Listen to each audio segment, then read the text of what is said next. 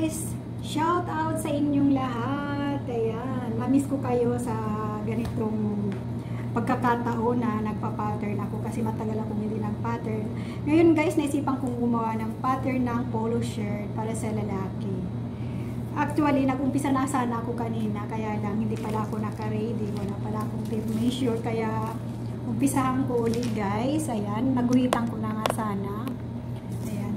Dito guys, yung pattern paper at saka ito yung L square na gamit ko. Siyempre dapat may tape measure at mayroon kayong tailored shock sa tela.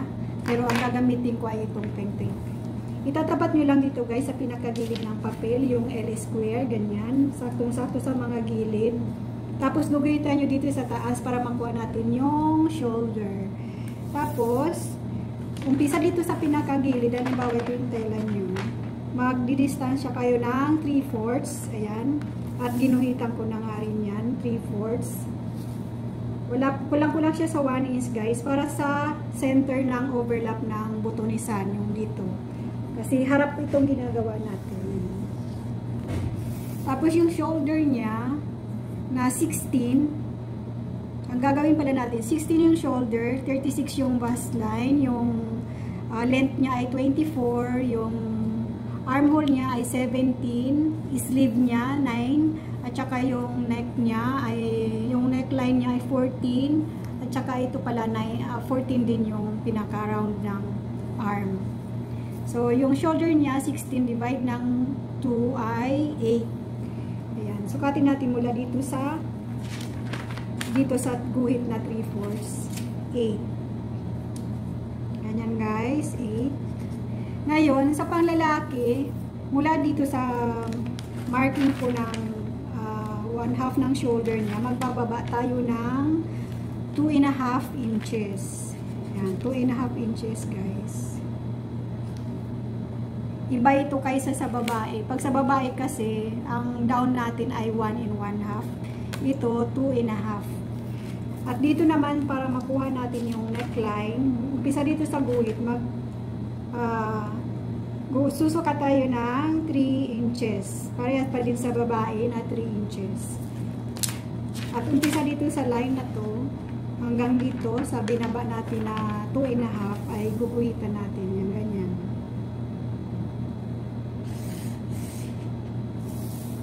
Then, mula dito sa line na to, magda-down tayo ng 2.5. Ayan, 2.5 guys. At i-curve natin siya para sa neckline or sa collar. Ganun. Then, yung sukat na 24, syempre sukatin na natin yung 24. Umpisa dito sa shoulder. Ayan. Tandaan natin yun. Ayan. Tinandaan ko yung 24. Dito. At gamitan naman natin to. Ipapantay natin dyan sa gilid palagi. Yun ang gamit ng L square kasi makukuha mo ng tama yung gilid at saka yung pabalagbag niya.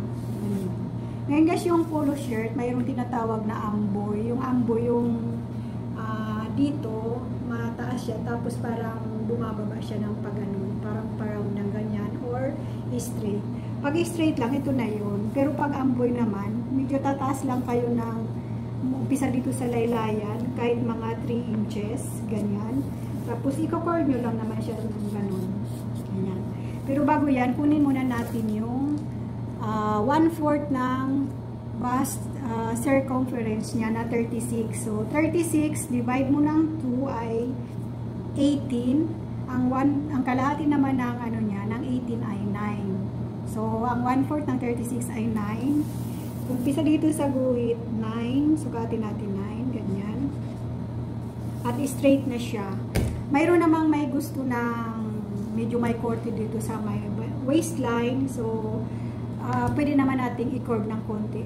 Kung nakuha natin yung figure niya, from shoulder to waistline, susukatin natin doon. Tapos, medyo i-kortehan natin ng gunting. Lalo na sa mga kabataan, medyo mahilig na sila sa mga may curve. Ayaw nila ng sobrang maluwag. So, usually ang mga figure ng lalaki ay mga nasa 17 Umpisa dito sa shoulder, sukatin natin ng 17 dito. Ayan, 17.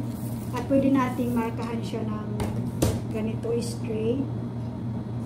At doon natin siya bawasan ng konti. Yung 1/4 na 9, pwede nating gawing 8 in 1/2 lang. So, 8 in 1/2, ayan. Tapos medyo curve lang natin ng konti. At balik siya dito sa baba sa 9. Ayan, 36. Ayan. Medyo nag-curve lang siya ng konti, guys. Ganun siya. Mayroong nabibili mga medyo curve na ano. Pero ito, mayroon na siyang konti. Ayan siya, oh. Pwede niyong gamitin yan. Pero ako hindi kasi ako nasanay na ginagamit siya. Ganun-ganun lang ako. Ayan. Ang armhole niya, guys, ay 17. Pagkuha naman ng armhole, mayroong mga tinuturo sa basic na ano. Pero ako kasi hindi na ako sumusunod yung mga basic na ganun. Pwede nyo namang kunin yung kalahati ng 17, 8.5. At mula dito sa shoulder, dito sa taas, pwede nyo siyang i-ganyan. Ganun, guys. Ayan, 8.5 ito. I-ganun nyo lang siya kung saan tatama. Ayan. Pwede nyo ganun. At dito sa bandang dito, di ba ang kalahati ng shoulder niya ay 8. Magma-minus kayo ng 1/2 doon sa 8. Di magiging 7.5 lang siya. Ayan, 7.5. Ipasok na siya ng half. Tapos susundan nyo lang ito. At dito, i-connect nyo yung sa baba. Dapat maging 8.5 siya kasi 17. Ayan, 8.5 sakto siya, guys. Ganun siya. Ayan siya, guys. Ayan. So, okay na itong harap. At saka amboy na. May curve na siya kung gusto nyo ng amboy.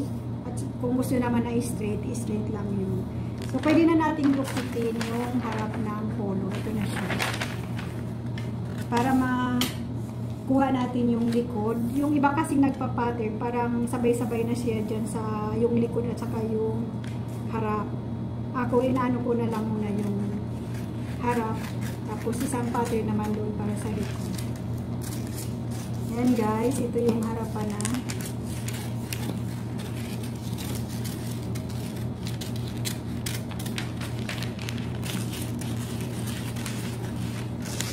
Wala pang allowance to, ha? Wala pang allowance.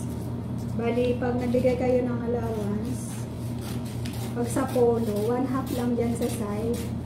Hindi siya kailangang malaki, hindi katulad sa mga blouse ng babae. Kasi pangit kapag kayong malaki. Dapat nga 1/4 lang pwede na. Kasi maluwag naman siya.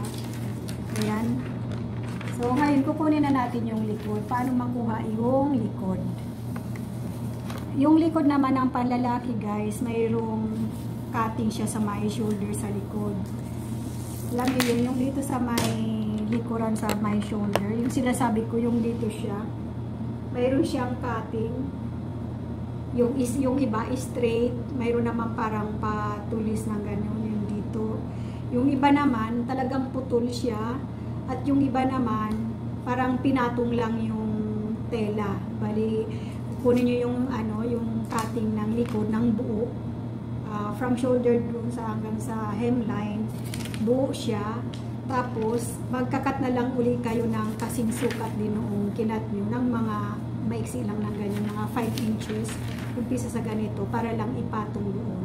Pero pag tinahin na kasi yun, ang masisekret yung allowance niya dito sa shoulder. Kasi iipitin noong pinakabuo na likod at saka yung patong.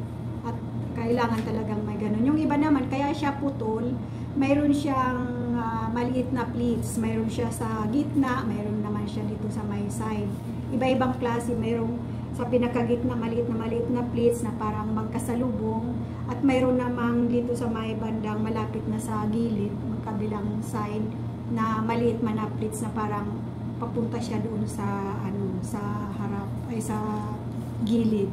Pero yung gagawin ko, guys, ay buo na lang at guguhitan ko na lang siya kung saan banda yung ipapatong na na kapiraso doon sa may likod. So ayan. Ang importante kasi dito kung paano nakuha yung sukat ng shoulder. So ito na. Ito yung harapan na nakuha natin. Itatapat natin yung center ng ito.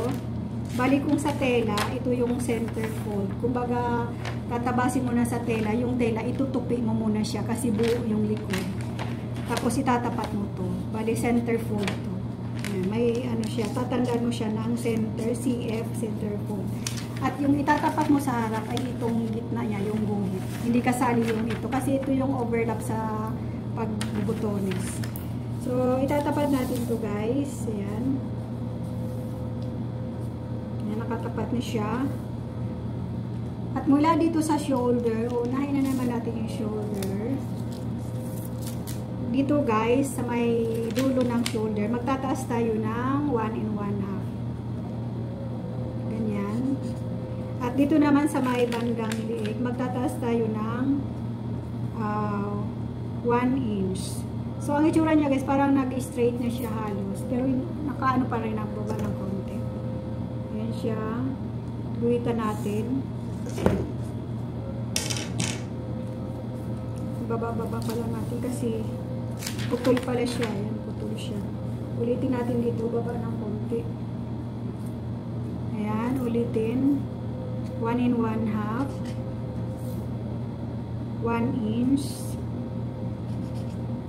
tapos yung 3 inches mula dito sa gilid para pinaka neckline, tapos bagda down ka ng 1 1/4. Ayan, 1 1/4 guys, kasi malaki yung down niya eh. Tapos i-curve mo din siyang ganun. Guhitan natin yung tinaas na 1 1/2 dito at saka dito sa may liig ay 1 1/4. Ayan. Ayan guys. Ngayon, yung sukat nito, ito, kunin natin yung sukat nito. Ilan ba kinalabasan nito? 5 1/2 itong harap. So, mula dito sa guhit, ito, sukatin natin ng 5 1/2. Ayan siya. Dito siya tumama. So, ayan guys, yung likod niya mas mahaba na sa harap. Tapos, susundan lang natin dito sa pinakababa ng armhole niya, yung core niya sa baba. Ito. Ayan, sundan lang natin siya guys. I-connect natin doon sa pinakataas. Pero, di ba ito urong to ng ano, mula dito 7 1/2 to at yung shoulder niya ay 8. Yung likod niya, mas labas siya ng mga 1/4. Hindi siya kasing parehas ng harapan. Mas pasok yung harap. Ayan guys. Ayan siya. Mas labas siya ng 1/4. Tapos dito sa bandang ano, side, pantay na nung sa harap. Ayan, pantay na siya guys. Kahit hindi natin guhitan, pwede na natin siyang gupitin. So, ayan guys, ganun lang kadali. Ang mas ano dito na malaman nyo lang, pinakita ko kung paano kinuha yung likod at saka yung harap, yung shoulder niya.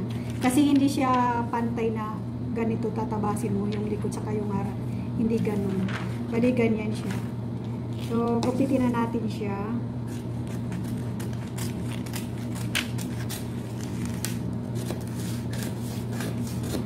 Ganyan talaga guys ang tamang tabas ng panlalaki na polo. Ayan. Makikita nyo yung mga pagkakaiba ng pambabae at saka panlalaki. Doon lang naman sa shoulder. Ang isusunod natin yung pagkuha ng sleeve. Ayan guys, yung likod saka yung harap. Okay na guys. Ngayon, yung sleeve naman, paano kunin yung sleeve? Ang sleeve ng lalaki at saka ng babae, ang cutting magkaiba din. Ang pangbabae, umpisa sa pinakataas, pag kukunin mo yung armhole, bababa ka ng mga 5 inches or 5 1/2 hanggang 6 pa nga. Depende sa armhole. Kung malaki na, 6. Kung bata pa, mga ano lang, mga 4 1/2 o mga dalagita ganyan. Ngayon yung ano nun kasi ang dating nung pambabae parang pag nakatayo ka ng ganyan. Kaya siya mas malalim. Parang yung tinatawag na tailored. Wala siya masyadong kumukulubot dito. Hindi siya umaangat. Yung palalaki naman, mas mababaw siya. Ang down niya dito, ang pinaka ano niya, 3 inches lang. Parang pagyari na siya, parang nakadipa ng konti yung color. Mas ano siya, buwelo siya. Hindi siya katulad ng pambabae. Kaya yun ang gagawin natin. Yung panglalaki talaga na tabas ng sleeve. So ito, baba ko ulit. Dito tayo sa bandang dulo. Ayan guys, pantay naman to. Kunyari ito na yung fold ng tela. Pag kalahati lang ng sleeve. Ganun pa rin, gamitin natin ito. Ipantay natin dito. At guhitan natin yung taas dito. Okay guys. Ngayon yung sukat na kanina sinabi ko ay 9 ang haba ng sleeve. 9. Umpisa dito sa taas, sa guhit. 9. Guhitan natin yung 9. Palagi natin ipapantay yung itong L square dito sa pinakagilid ng papel. Ayan. At ang kuha natin sa, parang wala nang kita. Ang kuha natin sa arm, 14. So, ang kalahati niya ay 7. At dito nga, sabi ko, magbababa tayo ng 3 inches. 3. Ayan, 3 inches. 3 inches lang, guys. Guhitan natin. At ang armhole niya ay 8.5. Medyo ganyan lang natin. Napakadali lang. Yung 8.5, i-curve lang natin ng ganyan. Ayan, makukuha na natin. Halos mahaba lang siya ng konti dito sa ayan guys. Hindi masyadong kita yung guhit dito. Pati din naguguhitan. Okay, ayan, naguhitan na siya. So dito pwede natin guhitan ng ganun, point to point dito sa pinag-umpisa natin ng length ng 9. Ayan siya, hanggang dito naman sa baba na 3 inches. Pwede natin guhitan ng ganyan or i-curve na natin kaagad-agad. Ako, ginuhitan ko. Pero pag ako kasi nagagawa, hindi na ako nakagano. I-curve lang natin to guys. Kunin natin yung kalahati. Tapos curve lang ng konti na ganyan. Ayan. Ayan guys, ito. So, ayan na guys. Gupitin na natin yan. Wala siyang allowance. Siyempre, pag sa tupi, malaki-laki yung allowance, mga 1.5 inches. Tapos sa side, half din lang. Or kung gusto nyo na may allowance, lalo na pag sa uniform ng bata, pwede nyo siyang lagyan ng 1 inch na allowance. Pero malaki na kasi siya, hindi na kailangan ang allowance niya na malaki. Kasi pangit naman. Ayan. So, ito, mamarkahan nyo siya kasi pattern siya. Dito, center fold. Ayan, CF. Ibig sabihin, pag sa tela, naka-fold na yung tela. Tapos dito, lalagyan nyo na lang mga plus 1 in 1/2 para sa fold niya. Ayan, ganyan. At dito naman, half inch para sa allowance ng tahi. Ganon din dito sa taas. At yung body niya, ganon din. Mga 1/2 din ang allowance. So, ayan lang guys. Ang susunod naman ay yung collar. Paano gawin? Okay? Yung collar, tapos na tayo sa katawan at saka sa sleeve. Yung collar, susukatin natin siyempre yung neckline. Minsan, pag ako nagtatahi ng dire-diretso, pinapahuli ko na yung collar at pag natahi ko na yung mga shoulder niya, saka ko sinusukat yung kung ilan ang neckline niya. Pero ito, dahil sa para makita nyo, kasi hindi naman ako magtatahi, susukatin natin kung paano yung collar niya. So, ito yung likod guys. Sukatin natin yung likod. Ganyan. Tapos, ilabas natin yung 1/2 na magiging allowance niya sa tahi. Yung shoulder niya pala guys, sagad na to ha. Yung shoulder niya, sagad na. Pero doon sa mga armhole niya at saka sa gilid, wala siyang allowance.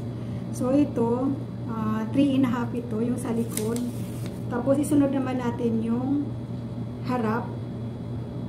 Kasama yung allowance na 3/4 kasi may may stand collar na sinasabi. O, ang kinalabasan niya ay 8.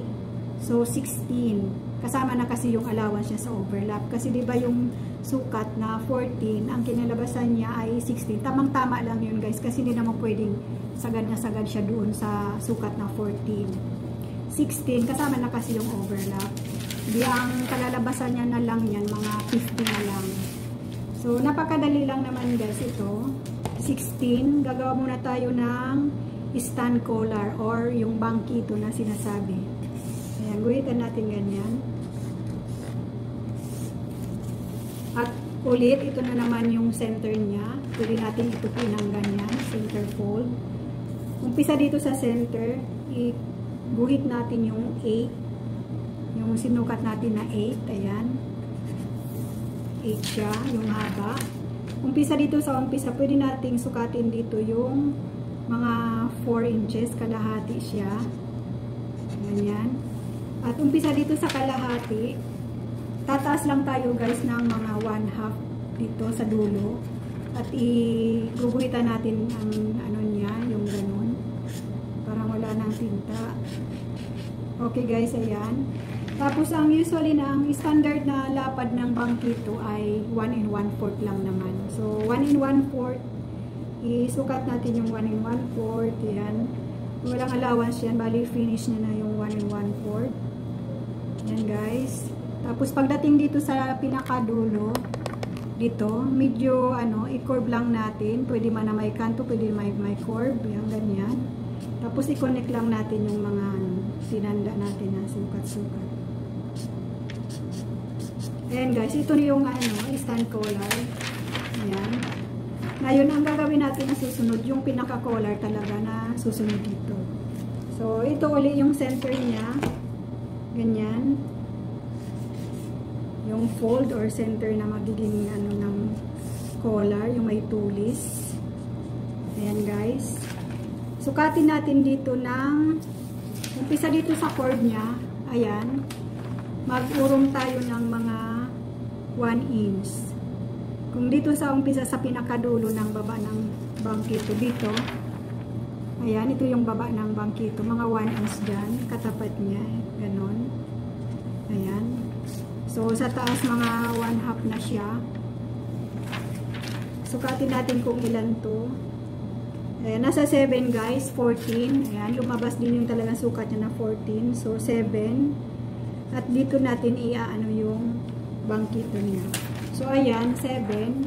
Tapos, tandaan natin dito sa taas. Mula dito, pataas tayo ng ganyan. Nandito yung tulis.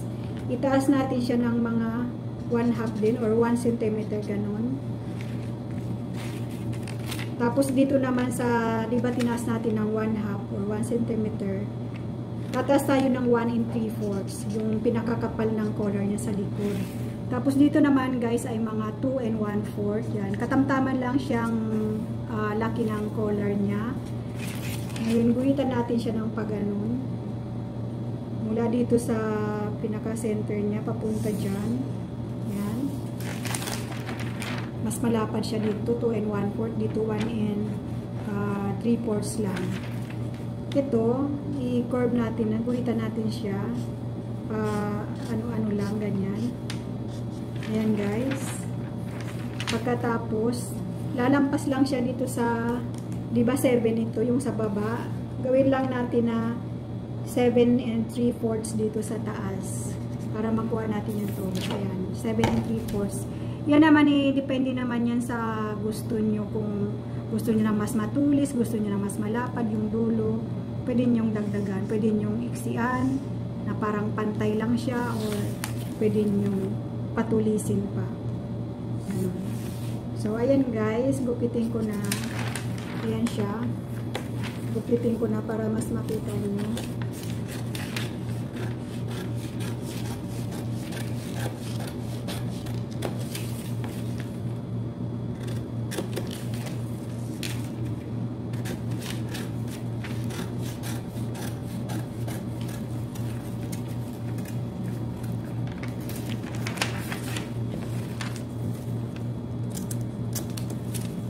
Ito yung bangkito niya.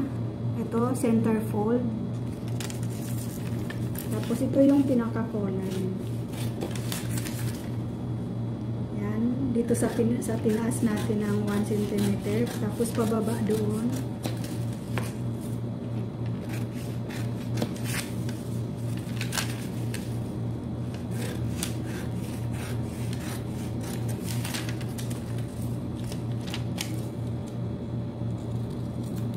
Ayan guys, center fold din dito. Ayan siya. Bali pag tinahi mo, gano'n lang kalalabasan niya guys. Ayan, tingnan mo, hindi siya pantay dito. Ganyan siya, nakalampas siya. Ito yung sa overlap ng butonisan.